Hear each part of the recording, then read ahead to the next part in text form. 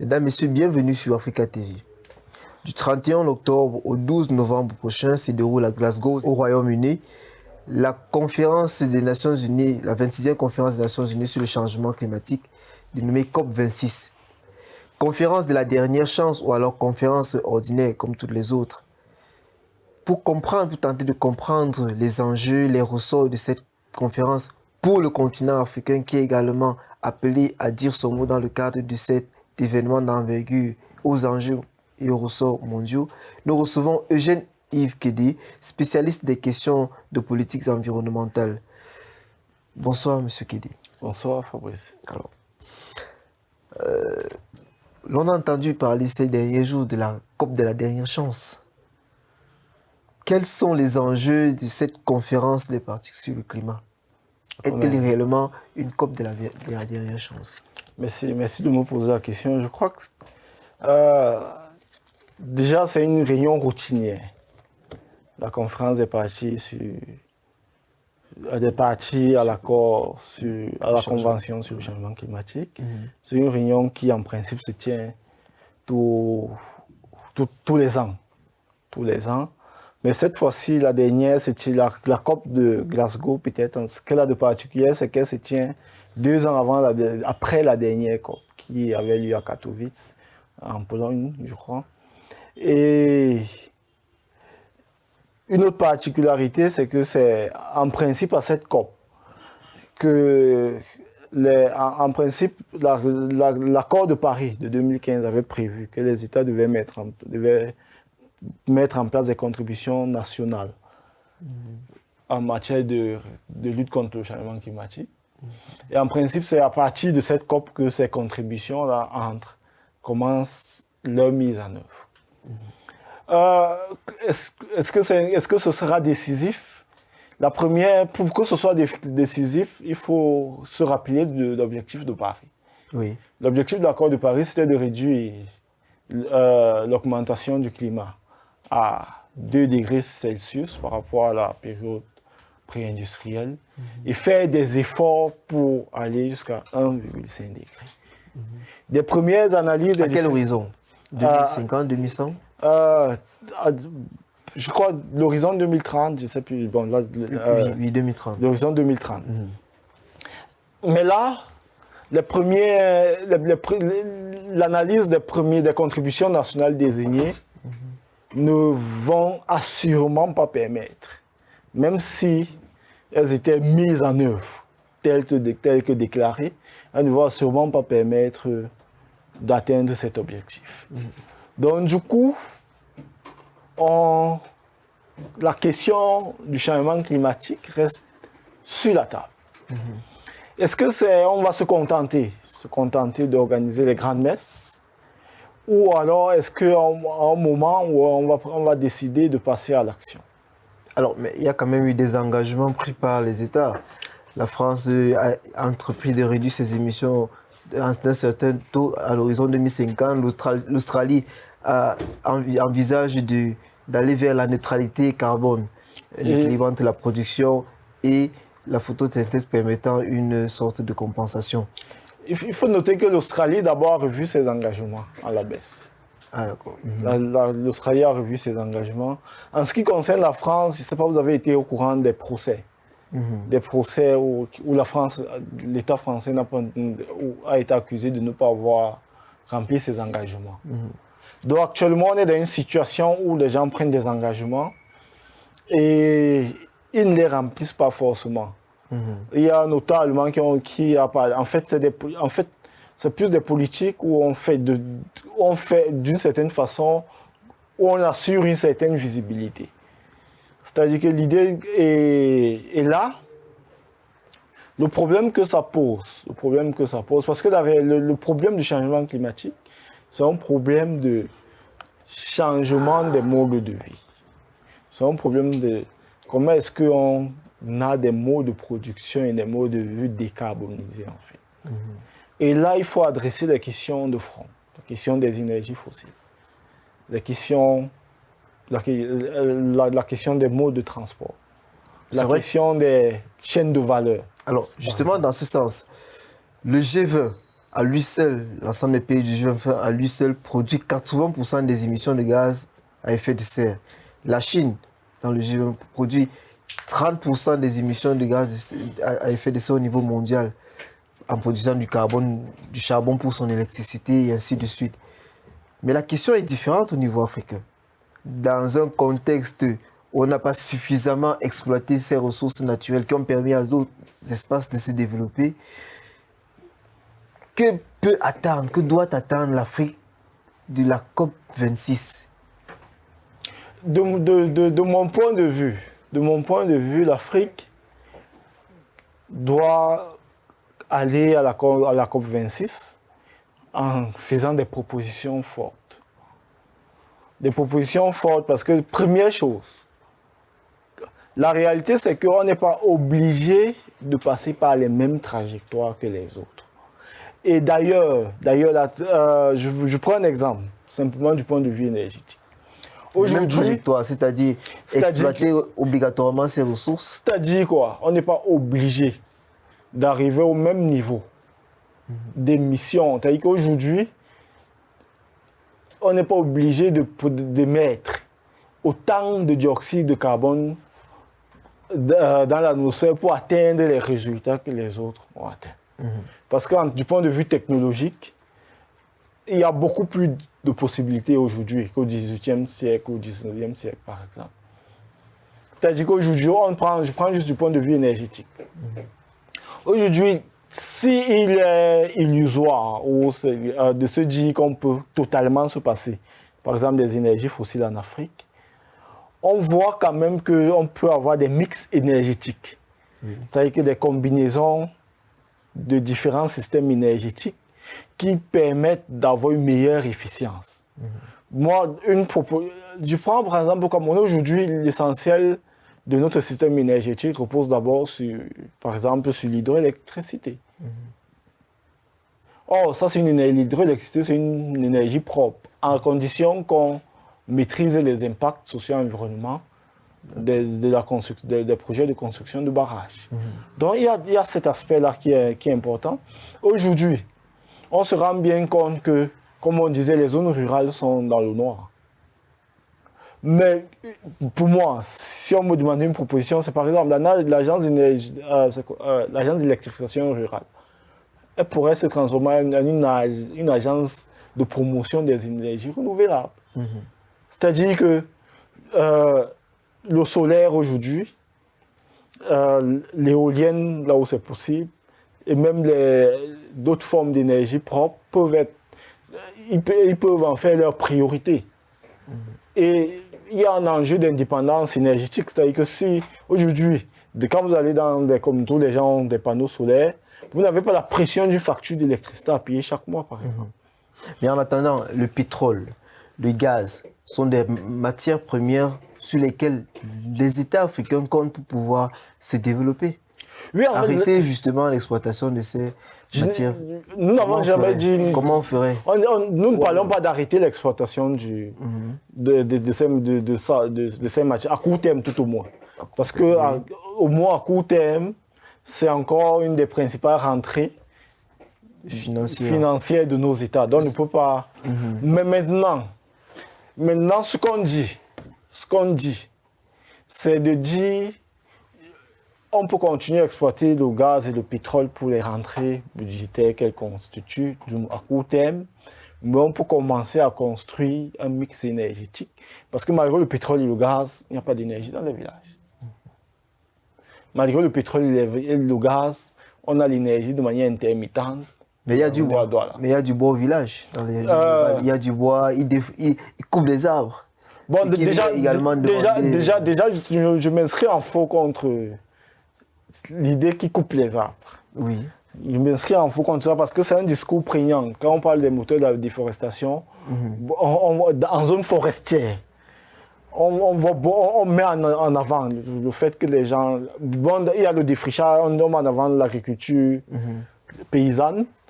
Comme facteur de déforestation, on met en avant la production de bois énergie.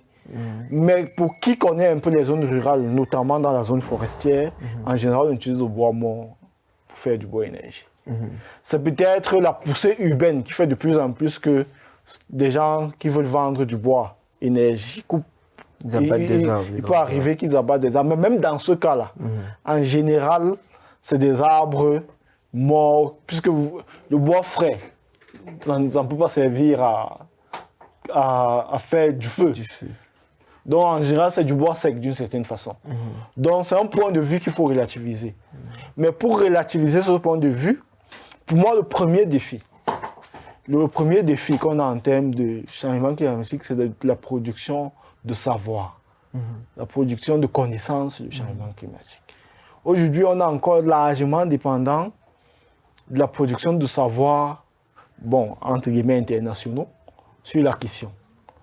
Mais la réalité, c'est que c'est souvent des lectures qui ne sont pas nécessairement qui ne sont pas totalement neutres à la réalité. Alors, en 2009, les pays industrialisés, premiers pollueurs, avaient promis aux pays en développement une aide ou une compensation de 100 milliards de dollars qui, jusqu'ici, n'a pas été tenue.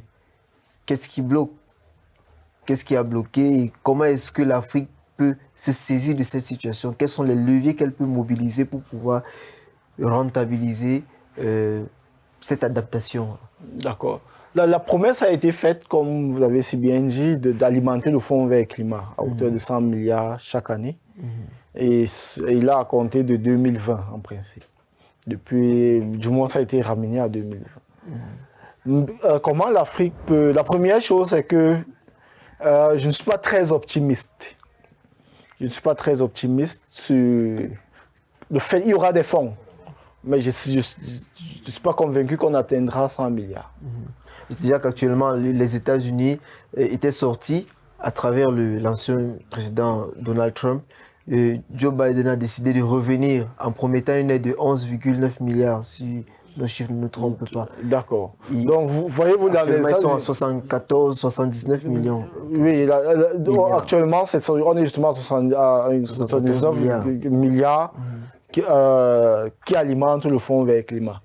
Mais comment l'Afrique pourrait se saisir de cette opportunité? Le premier défi, c'est un défi de renforcement de capacité.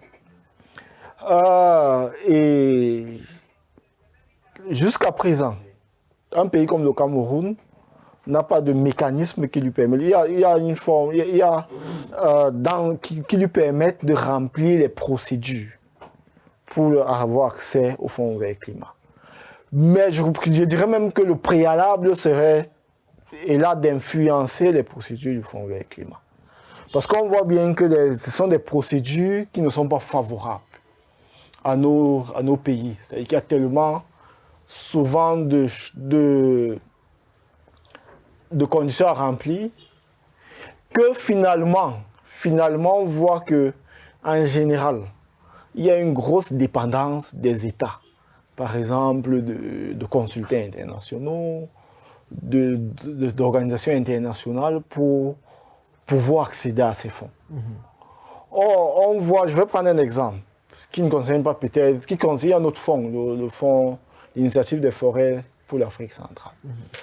Aujourd'hui, on peut voir qu'un pays comme la RDC a largement bénéficié de ces fonds. Pourquoi? Parce qu'en fait, la RDC s'appuie essentiellement sur des ONG internationales, sur des cabinets internationaux, pour mettre en œuvre ce qu'on appelle REDD+, que j'ai défini par ailleurs, mécanisme de réduction des émissions dues à la déforestation et à la dégradation des forêts. Et on voit qu'il y a une forte attractivité des fonds vers ce pays-là. En même temps, le Cameroun a une posture un peu souverainiste sur la question où ils veulent que l'argent, même si, que ce soit en RDC ou au Cameroun, même si on sait qu'il y a la corruption au Cameroun, la corruption est presque institutionnalisée, bref, il y a beaucoup d'autres... Ce n'est pas l'apanage du Cameroun. Ce n'est pas l'apanage du Cameroun. Mais ce qui est évident, toutes les évaluations, tous les derniers rapports, par exemple, qui évaluent le programme de réduction des émissions de Maïndombe et de la RDC, aboutissent au constat que les résultats ne sont pas probants. Donc, on voit bien que les mécanismes tels qu'ils existent actuellement ne sont pas nécessairement, ne permettent pas d'atteindre les résultats escomptés. Parce que la part belle est faire aux consultants internationaux, aux experts, aux réunions.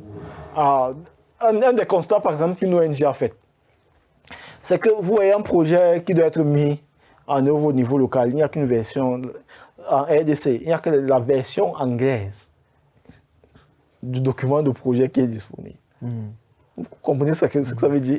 C'est-à-dire qu'il n'y a même pas déjà de version française où on pouvait se dire, au moins les autorités locales, entre guillemets, on pouvait se dire, au moins sur la base du fait que c'est leur première langue officielle.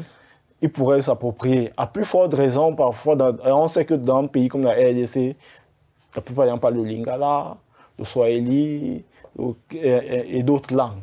Alors, c'est-à-dire que le problème, ce n'est en réalité pas le financement ou même la disponibilité du financement, mais l'avantage de la compétence à pouvoir saisir de ces financements. Je ne sais même pas, je suis pas sûr, il y a des problèmes qui sont liés aux compétences. Il y a évidemment des problèmes qui sont liés aux compétences. Mais je crois que c'est d'abord des problèmes qui sont liés à la structuration, au mécanisme d'accès à ces fonds. Moi, je me souviens, il y a quelques années, il y avait un fonds qu'on appelait le CBFF, le Fonds pour les forêts du bassin du Congo. Ce fonds, à la fin, il y a quelques années, quand ce fonds clôturait, une des principales critiques des États et des organisations de la société civile, c'était le fait que la façon dont les procédures d'accès à ces fonds, quand bien même vous avez, par exemple, on vous demandait des quotes-parts qui étaient parfois très élevés, souvent les mécanismes et le système de paiement faisaient que les procédures faisaient à la fin qu'on ne pouvait pas être efficace dans l'atteinte des objectifs qu'on s'était fixés. Donc du coup, et je crois qu'il y a ces aspects-là, et je crois que si à la COP, pour moi la COP 26, s'il y a un aspect sur lequel les États africains doivent peser, c'est de dire, la plupart ont préparé des contributions au niveau national. La plupart des États ont préparé des contributions. Mais c'est de dire, on vient avec nos contributions, mais permettez-nous d'influencer, on doit tout influencer des mécanismes d'accès et de gestion de ces fonds. Mais permettez-nous d'influencer, ce n'est pas donné. Oui, c'est pas donné. L'influence s'arrache. Oui. Les négociations internationales, justement, c'est ces espaces où justement se jouent les enjeux et les jeux de pouvoir et d'influence géopolitique. Oui, dans ce que j'ai appelé dans ce marchandage climatique, la question c'est aujourd'hui, il reste que la société internationale a besoin de l'Afrique pour lutter contre le changement climatique. C'est une question dont ils ne sont pas responsables. Et il reste que, quel qu'en soit, les pays où on a le plus, on va dire, le plus de capacité à engager des trajectoires propres à des coûts moindres, c'est l'Afrique. Donc, en réalité, on ne peut pas se passer de l'Afrique pour lutter contre le changement climatique. Alors, comment est-ce que l'Afrique se saisit de cette opportunité naturelle ou alors du destin de la planète pour influencer le cours? Quels sont les leviers qu'elle peut mobiliser? Bon, déjà, c'est des leviers diplomatiques. Il faut aller en rang serré. En rang serré, ça c'est la première chose. La deuxième chose, c'est avoir des propositions concrètes et claires. Définir des positions concrètes et claires et qui sont soutenues par tous les États. Je crois que ça, pour moi, c'est ça les principaux leviers. Et l'autre chose, c'est de mobiliser le plus largement toutes les parties prenantes, africaines comme extra-africaines. Ça peut être les réseaux d'ONG internationales, ça peut être ainsi de suite. Mais ce que je veux dire, c'est que la question du changement climatique ne peut pas juste être réglée au niveau de l'arène climatique, et qu'au niveau de la Convention 4. Parce que le changement climatique n'est pas une question sectorielle. C'est une question qui influence tous les domaines de la vie sur la Terre, telle qu'elle est définie par par le GIEC, tel que le changement climatique est défini par le GIEC. Donc, du coup, il s'agit au-delà des négociations sur le climat, c'est intégrer la question du changement climatique sur la question des négociations commerciales internationales, Oui. intégrer la question du changement climatique dans toutes les préoccupations qui sont liées à la vie internationale, à la réalité. Donc, en fait, la stratégie de l'Afrique ne peut pas juste se concentrer sur la Convention cadre, parce que bon, après la Convention, après là, il y a d'autres enjeux. La question, par exemple, des financements internationaux, la question du régime de la dette. Comment est-ce que la question du climat permet... La question aujourd'hui, certains disent que le Covid n'est qu'un effet du changement climatique et des problèmes environnementaux par lesquels la planète passe actuellement. Et ça veut dire qu'il y a un sens de l'urgence.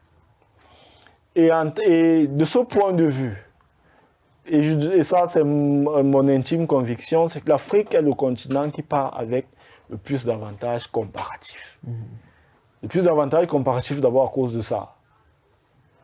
On le dit peut-être de manière... Mais la jeunesse de la population africaine, c'est un atout. Ça veut dire qu'en termes de capacité d'innovation, il y a une réelle capacité. Encore faut-il que cette innovation soit accompagnée. L'autre atout, c'est quoi qu'on dise là, prenons le bassin du Congo. Le bassin du Congo reste la forêt ou le massif forestier tropical le moins dévasté, si je peux dire ça comme ça. Le deuxième poumon. Le deuxième poumon de la planète. Si ce n'est même le premier, parce que le premier est largement déforesté. Alors on parle. Le premier est largement déforesté, de l'Amazonie en l'occurrence. Donc, à vrai dire, le bassin du Congo, c'est peut-être que, je ne dirais pas que devrait servir à faire un chantage environnemental, mais le bassin du Congo, la préservation du bassin du Congo n'est plus qu'un enjeu, n'est plus seulement un enjeu des pays du bassin du Congo. C'est un enjeu global et il faut que tout le monde s'y implique. Et c'est sur ces atouts naturels que nous espérons et que nous attendons les États africains pour les prochaines années, pour les prochaines décennies. Mesdames, Messieurs, merci d'avoir été avec nous sur Africa TV. Merci, Monsieur Kédé. À très bientôt sur nos antennes.